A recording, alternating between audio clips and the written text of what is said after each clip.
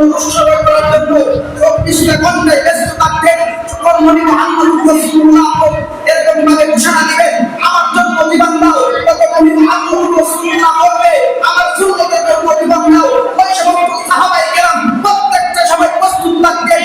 কিন্তু এমন কোনো হবে না আল্লাহ রাসূল সাল্লাল্লাহু আলাইহি ওয়াসাল্লামের জীবদ্দশায় দশায় থাকার অবস্থায় আল্লাহ রাসূল পালন করেছে, ঈদ উদযাপন করেছে, এরকম কোনো রেওয়ায়াত পাবে না। সাহাবায়ে কেরাম নিয়া ঈদ উদযাপন করে আনন্দ উল্লাস করিয়া এরকম ভাবে মিছিল দিয়া একজন সাহাবী একজন নবী এরকম ভাবে দেখায় নাই।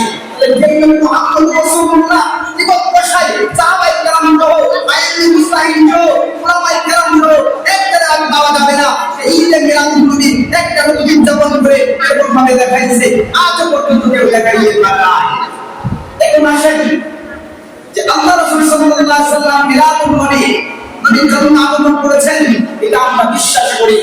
আমরা বিশ্বাস করি আল্লাহ রাসূল আগমন করেছেন, এবং এটাকে আমরা নিয়ামত মনে করি, করেই আজকে আমরা নামাজ পড়ি। এটাকে নিয়ামত করে মনে করে আজকে আমরা দাঁড়িয়ে রাখি।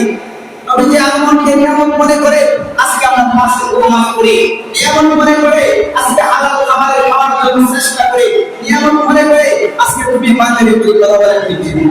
যদি আমরা নবীকে নাই মানতাম তাহলে নামাজ কেন পড়ি বলেন, কোরআন তিলাওয়াত কেন করি, মসজিদ মাদ্রাসার কেন করি?